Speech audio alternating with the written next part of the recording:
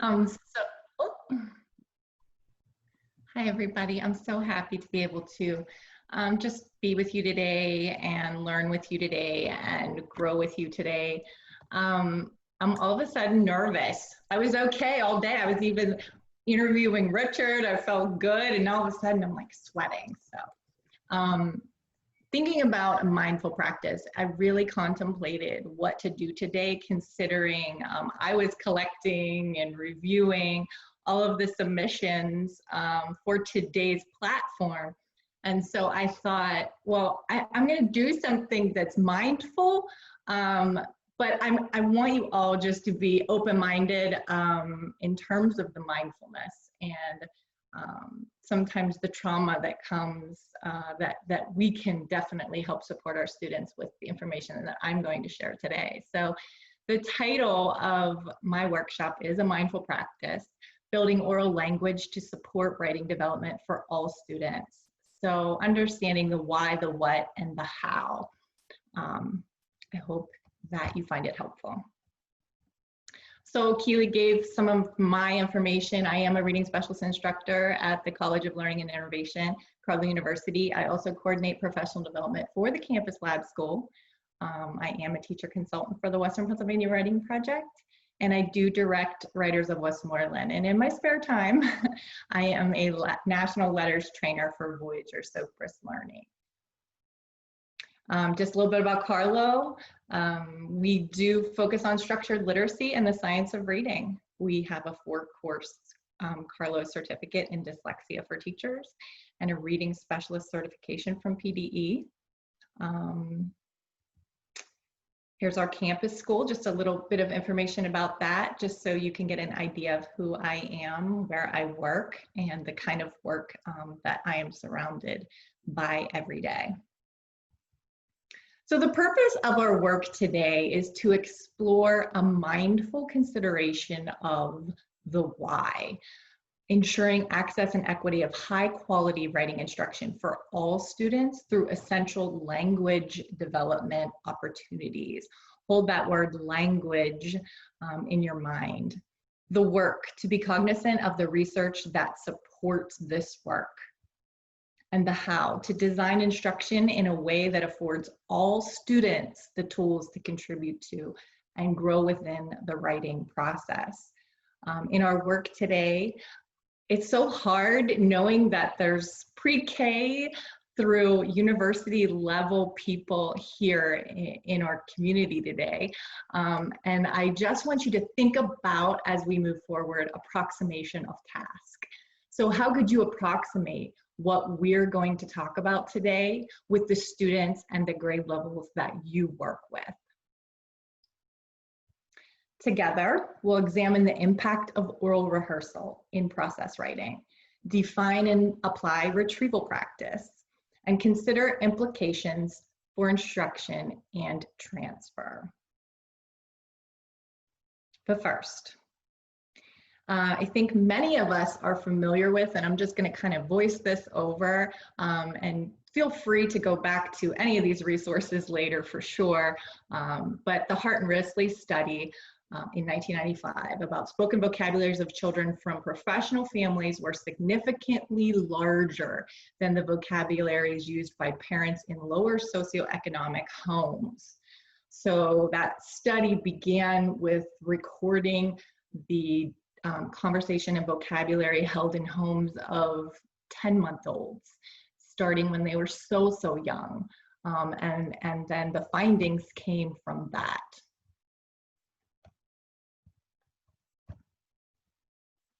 And out of that came the 30 Million Words Project. So I'm sure some of you have heard of 30 million words, but 30 million words is the gap in vocabulary between children living in low socioeconomic homes and those living in affluent homes by age 3. So to me, that is extremely powerful. And what does this mean for our students? For starters, kids are arriving at school on an uneven playing field. And I saw this in the chat box before and I thought, perfect. Yes, they're arriving to us on an uneven playing field. IQ has nothing to do with this. Vocabulary itself accounts for 50 to 60% of the variance in their reading comprehension. So when you think about the reciprocity between reading and writing, that vocabulary is huge. Thinking about expressive vocabulary and receptive vocabulary. And most often, if they can't say it, they can't write it. So what does that mean for us? For starters, we have to level the playing field and work diligently to close the achievement gaps that pre-exist. And I'm so thankful for all of you here today because we are those people to get this work done, right? We're here on a Saturday, we're learning from each other, and it's just an amazing community, so thank you. We have to plan and provide intentional and explicit opportunities for our students to build vocabulary and foster oral language, and we're gonna go into that today. And we have to ensure our students have access to opportunities that give them the language for what they are about to write. The point of it all, so all students have the chance of knowing what to say, how to say it, and how to write it, right? We always think about in conferences, helping students make their piece sound exactly the way they want it to sound, but thinking about where that comes from first. You know, how do we help them get the language that they need to write what they really want to write? So I'm coming back to that trauma, kind of like through the back door. And I'm a big fan of Steve Dykstra, clinical psychologist, advocate, and troublemaker in the reading world. So if you haven't listened or read any of his work, please go ahead and explore that after today for sure. But he says research shows that the single most powerful predictor of the ability to overcome trauma and survive circumstances is the ability to read. And I'm going to add write for literacy. So thinking about the reciprocity of reading and writing and how oral language plays a part in that, and the discrepancies between affluent and lower socioeconomic students that come to us, and trauma that may or may not have occurred as a result. Now here they are, right? And research shows that the single most powerful predictor, I'll read it again, of the ability to overcome trauma and survive circumstances is the ability to read. And Steve Dykstra talks about how trauma never goes away for students, right? But it gets smaller. So as that gets smaller, the inability to read doesn't go away. And our students can overcome a lot if we open up the doors to literacy for them. They will wake up day after day and not be able to read. That's not going to change unless we help them.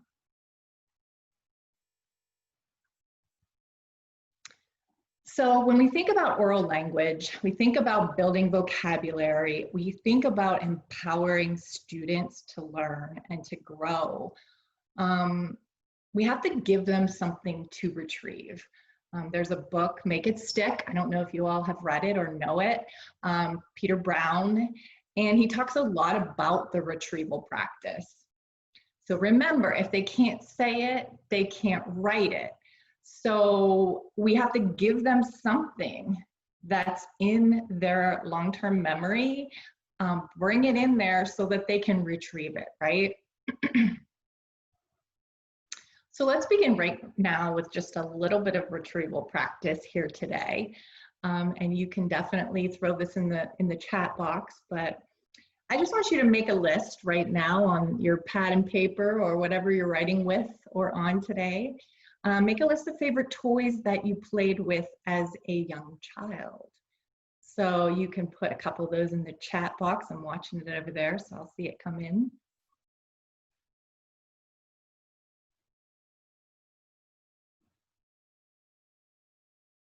Art supplies, okay.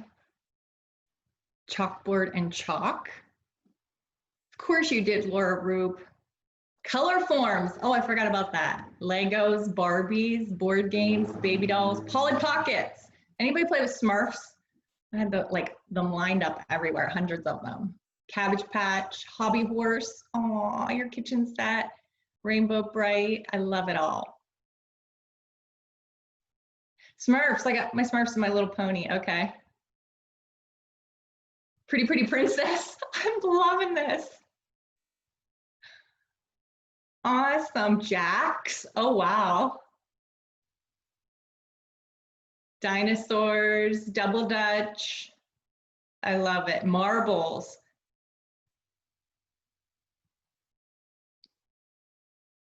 Etch-a-Sketch, skateboards, jump ropes, Easy Bake Oven, Michelle King. That's all I ever wanted as a child was an Easy Bake Oven, and I never ever got it. A wooden sword and shield. Oh, Richard, I love it. Okay, so thank you so much for sharing those. You can keep them coming, that's fine. I'm gonna look back over here though now. So thinking about what we had to do, right? We had to go back a little bit and bring that forward, but we had that. We had something to retrieve, to put on the paper. So thinking about oral rehearsal and thinking about the retrieval process and how we can give something to our students to retrieve so when they go to write, they have success with it. We all know and love Dr. Donald Graves, right?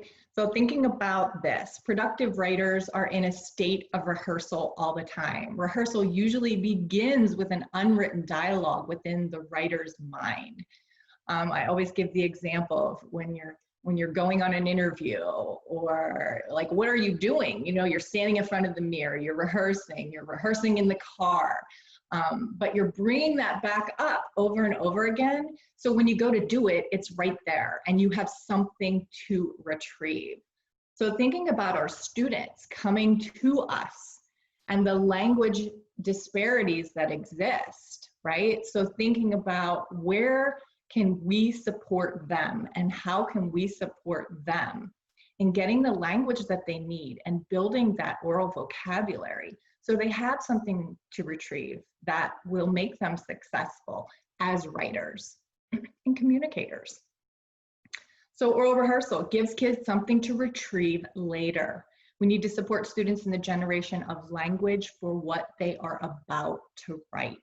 I always also give the example of my daughter, right? Like, she was a dancer for so long, and we would go to those recitals and sit in that audience, and dress rehearsal was like 7 hours long. But the actual show was like 2. So it was so crazy that I had to sit there for 7 hours of dress rehearsal. But then the show was 2. What they were doing is coaching in and fixing everything that they could, those coaches, those dance teachers, in the moment, right? Just like when we conference with our writers, so that later they're fluent, right? They're fluent on the stage. They have it. They can retrieve it. They got all the tips. They corrected what they needed to correct. And in our case, we give our students the language for that. Just like in dance, they give the students the technique to do what they need to do on stage. So let's also consider how executive function plays a role in the act of writing. What it does is it frees up the cognitive desk space for our students, right? They're not worried about other things. They're thinking about what they want to get on the paper, and they have the tools to do so. So just some underlying things that we have to consider as educators. And I honestly know for a fact, because I teach writing all the way through 12th grade as well, this is a factor for so many of our students at all grade levels and ages. Letter formation is huge. I really want you to think about, just visualize one of those students that you have. Just their handwriting, their printing. There are other ways to get words on the page, I know, but I'm just saying, like, that fluency.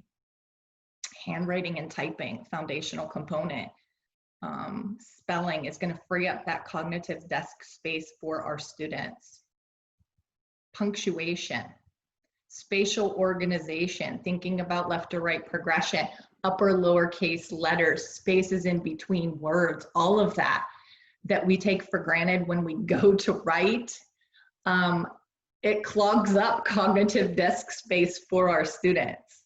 Now, as we teach towards composition, once our students have a little fluency with those foundational skills, and we're going to talk about oral language being one of those, we can move towards the topic knowledge, the word choice, the grammar, thinking about varied genres, organization of the piece, and sense of audience. So there's a lot that goes into this, and considering where all of our students are and thinking about our community of writers in our classroom in a space that we set it up so all kids have access to this wonderful world of writing is so important. One way we can do this, providing opportunities for oral rehearsal. So I am just going to walk us through this today. I do a lot of teaching around oral rehearsal, a lot of teaching around how to set it up in classrooms so that students can retrieve what they need when they go to write. So some steps that we can think about today. Step 1, orally co-construct a topic sentence. If you are familiar, I'm not actually going to go this route today, but I will just voice it over now. If you are familiar with Roy Peter Clarke, Pulitzer Prize winning journalist, he talks a lot about the ladder of abstraction and how kids have to come up with kind of like the why, right? So if they are saying French fries are the best food because they have to think of something that they can support later with either, for example, also in addition. Kids in the early young grades get very tripped up on this when they're thinking about opinions that they have, and they might say puppies are the best pet because they're cute. For example, they're cute. Also, they're cute. In addition, they're cute, right? It's kind of a dead end. But if we teach them through the oral rehearsal process and the ladder of abstraction, we might say, okay, so let's teach the skill of generalization. How do we get them to generalize? So puppies are the best pet because you can do many things with them. For example, you can play ball. Also, you can brush them. In addition, you can feed them. So just these little tips in terms of providing language for students so that they can get what they need on the page, right? And how they want to express themselves. So for today, let's think about orally co-constructing a topic sentence. Step 2, draw or utilize visuals to build background knowledge and elicit conversation. Share the pen to mark up visuals and thinking. Attach gestures and body movements to the language. And make it a point to orally rehearse from the beginning after each new addition to a group's piece, scaffolding bit by bit. So I'm just going to pause here for a second because all of this seems very structured and formulaic, but the point is how explicit it is. Thinking about how we are shoveling a path so that all kids have access to the curriculum that we are providing. All kids have access to the writing opportunities that exist for them, to the reading opportunities that exist for them. And so how this type of structure, and if we approximate the task across grade levels, could help everyone, right? So thinking again, step 1, orally co-construct a topic sentence, right? So when we're thinking it through gradual release of responsibility, that I do, we do, you do. And sometimes we've heard it has to be I do, we do, we do, we do, you do, you do, you do, before kids can really catch on to that. So draw or utilize visuals. Today I've provided visuals, although I could have brought my doc cam out, but for time constraints, we're just gonna work with provided visuals to build background knowledge and elicit conversation, right? We want kids to have something to pull from when they go to write. Share the pen to mark up the visuals with thinking, and this is thinking that would be generated from everyone. Attach gestures and body movements to language. If you're noticing something here, this is very multimodal, right? So we're thinking about structured literacy again, explicit, systematic, multimodal, giving students plenty of opportunity to see, say, hear, and write in a way to move them forward in this work. Make it a point to orally rehearse from the beginning after each new addition to the group's piece. Remember, for those kids, this is a scaffold or support that will benefit everyone, but for those kids in particular that may have a vocabulary gap, we want to give them the tools to be successful. Later on, we can pull those scaffolds and supports away, and some might not even need it. Although it's not going to hurt them, it's only going to help them. So what's going to be the result? Let's test this process and find out. Okay, so I'm looking at mine, 1222, we're good to go. So step one, orally co-construct a topic sentence. So if you're jotting down now, we can do this together. We can do two different ones on the side. You can be doing one. What I want you to think about is how this relates to your content. So if you teach the Civil War, if you teach habitats in 3rd grade, if you whatever you teach, be making a side note that pertains to your content, that pertains to your area of expertise in terms of teaching students. How would you use this? So originally, orally co-construct a topic sentence. So for today's purpose, here it is. Weather in Pennsylvania can be very different across the seasons. That's the one we're going with. Can somebody throw one in the chat box that they might use, just so we can all get an idea of how we're approximating the task at different grade levels and content areas? I'll wait a second.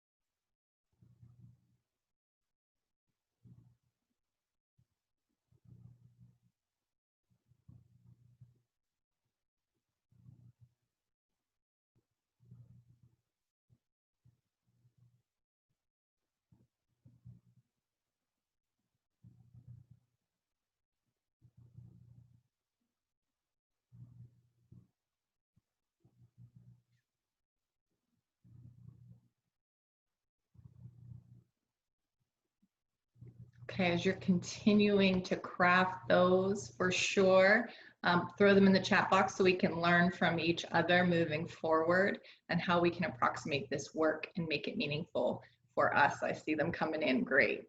Oh. So step 2, draw or utilize visuals to build background knowledge and elicit conversation. So there's that sentence again, right? That's the one we're going to work with, and we keep bringing it back. Weather in Pennsylvania can be very different across the seasons. So whether I have my board back here, or I have my chart paper, or I have my smart board slide up, and I'm drawing, or students are drawing, and we're showing and building background and providing a visual so that we can have a conversation to build oral language around what we're asking our students to write about, right? All good practice. So with this, it's just the season. Weather in Pennsylvania can be very different across the seasons. We're gonna take it bit by bit. Share the pen to mark up visuals and thinking. So for today's purposes, I just picked some very, common topic, seasons, and I just picked some very common images for the seasons. But in our classroom, when we're approximating the task, I want you to think about the images that you might use for the work that you're doing with your students.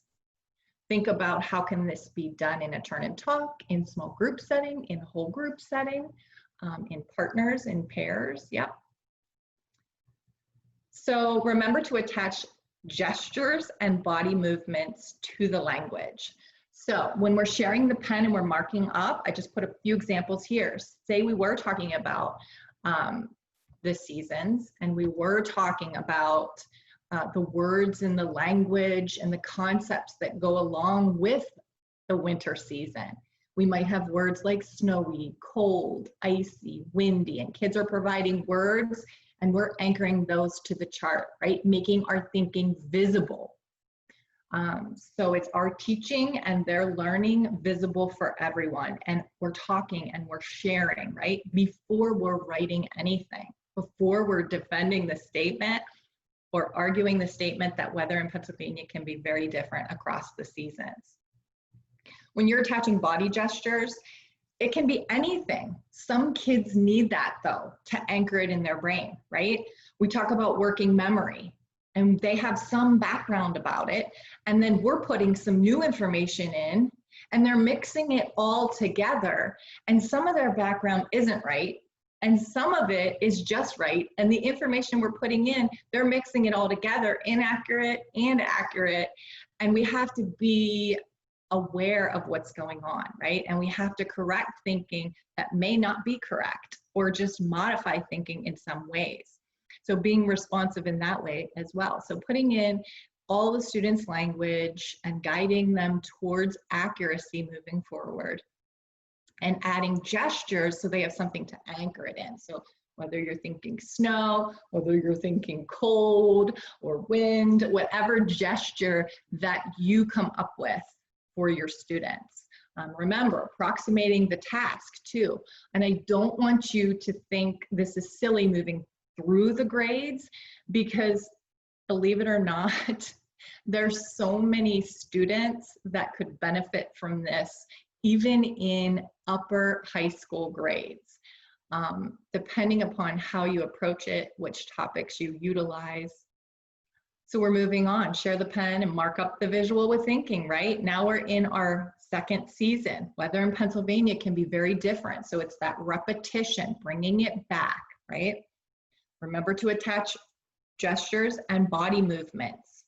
So weather in Pennsylvania can be very different across the seasons. In the spring, and we're providing language, we're writing it around the visuals, students are sharing, students are contributing. We're thinking once again about the words and what gestures we want to attach to them. And remember, we're bringing it back bit by bit. So we're making it a point to just repeat this process, build the oral language, give students something to anchor to and retrieve later so that all students can be successful in this work. So weather in Pennsylvania can be very different across the seasons. We're voicing over, we're talking. In the winter, it can be snowy and they're attaching gestures, cold, icy, windy. In the spring, it can be rainy, damp, cool, and stormy. Remember, we're comparing and contrasting here, but we're just going through the oral rehearsal process of this first.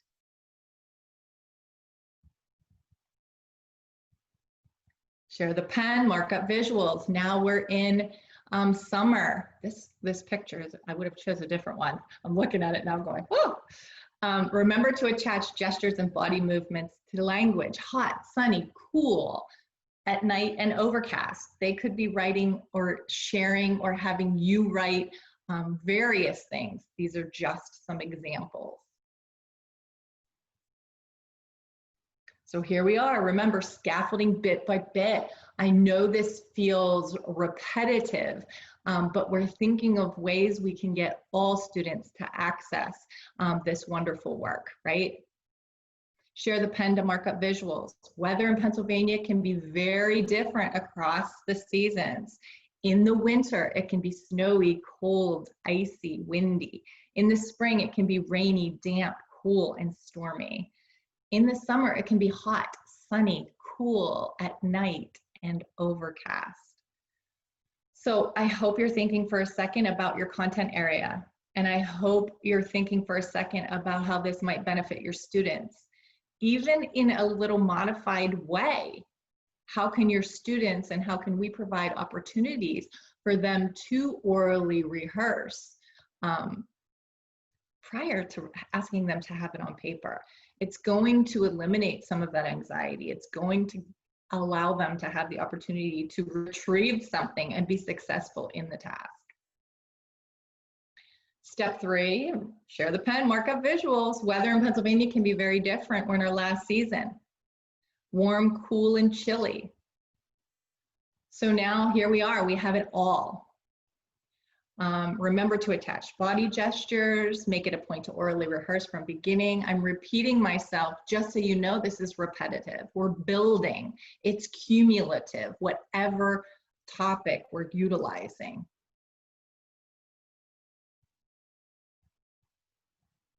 So now when it comes time to put pencil to paper, do you think the language will be there?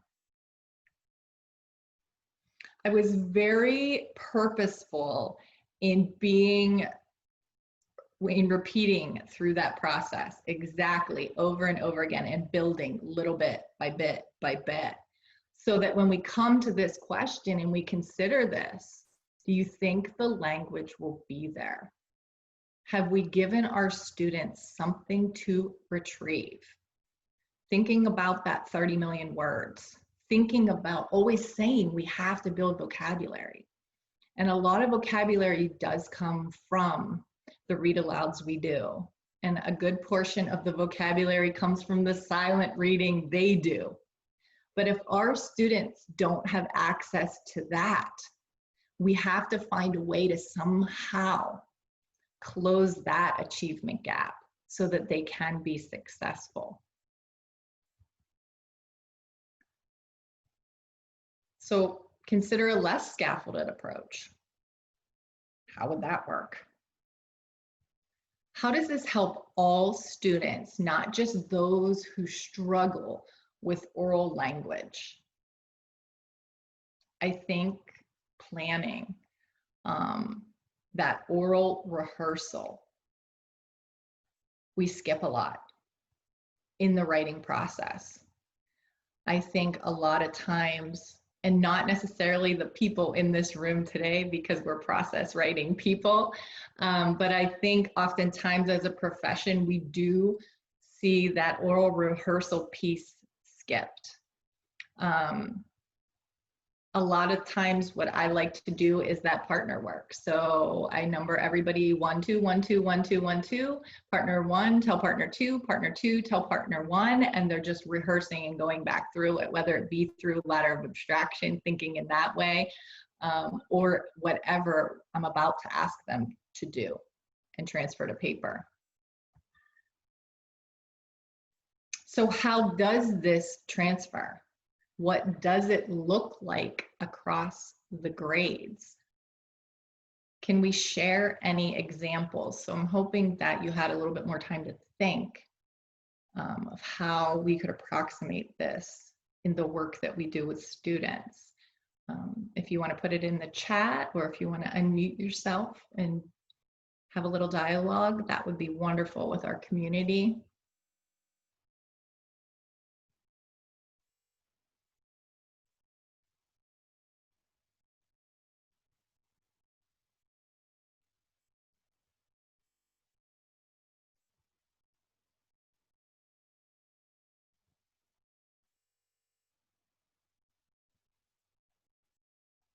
Crickets. Everyone's so quiet.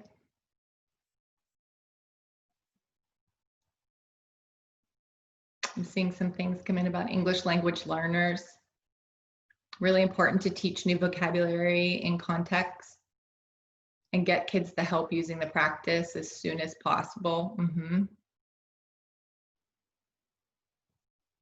We're all writers, so we're more comfortable in the chat box.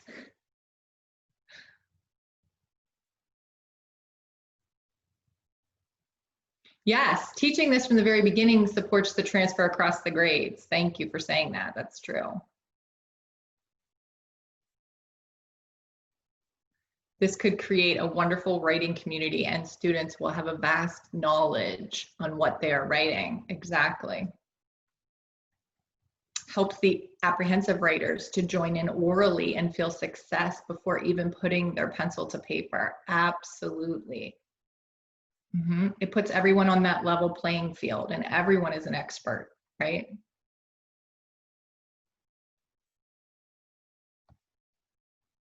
Confidence, yep. The comfort level, absolutely.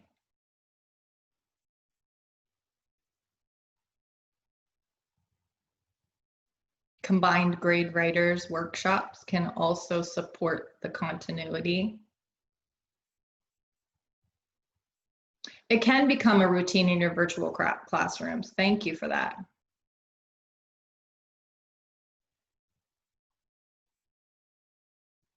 There's so many creative ways you can do that. Today, I pulled something very general so that you could all have the ability to focus on the task that you would want your students to do, right?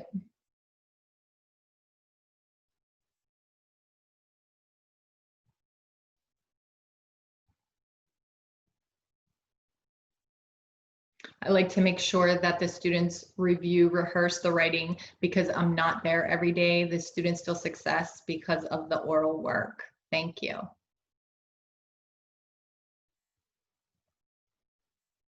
You can include books on the topic so all are engaged with more language together.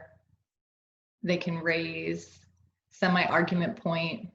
What do you think? Yeah, I agree, Richard. So language flows naturally. Lucy, hi Lucy. I like to make sure that the students review, rehearse the writing because I'm not there. Oh, that's the one I was just reading, Lucy. I'm sorry, I didn't realize that was you. Thank you for adding that. So many good things that's in there. I'm sorry, I'm loving reading that. So together, this is what we just did together. We examined the impact of oral rehearsal in process writing. We defined and applied retrieval practice. We considered implications for instruction and transfer. And I just want us to just go back to those 30 million words, thinking about how vocabulary itself makes up 50 to 60% of the variance in reading comprehension. So how do we build that vocabulary with our students through oral rehearsal that then translates into their writing and then into their reading comprehension as well. And the reading comprehension could be listening comprehension too. So thinking in that way. So I am finishing up now, opportunities to ask questions, make comments. Thank you for attending a mindful practice, building oral language to support writing development for all students, understanding the why, the what, and the how. There are a lot of wonderful YouTube videos on 30 million words out there if you were just to search that. Very short clips too.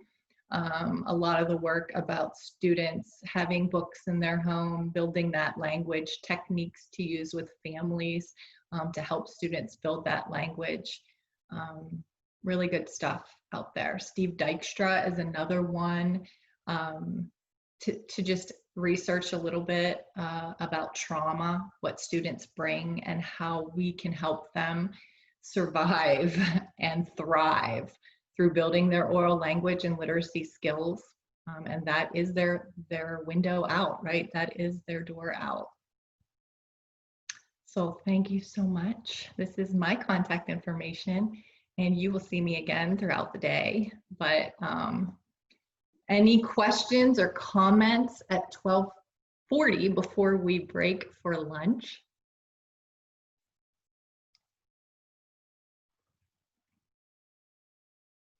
So Carol, to everyone, how would you suggest teaching vocabulary explicitly? So Carol, are you familiar with Anita Archer by any chance? She is the guru for explicit instruction and making sure that we give students the opportunity to pronounce the word, to investigate the word thinking about language of origin, thinking about morphology, thinking about examples and non-examples of the word, using the word in a sentence, giving a kid-friendly definition of the word. So something to do, definitely thinking about moving forward with vocabulary instruction is to check out Anita Archer. And she is all over the internet right now because of COVID-19, and a lot of her stuff is free. So definitely take one of her workshops. You will not regret it, Carol.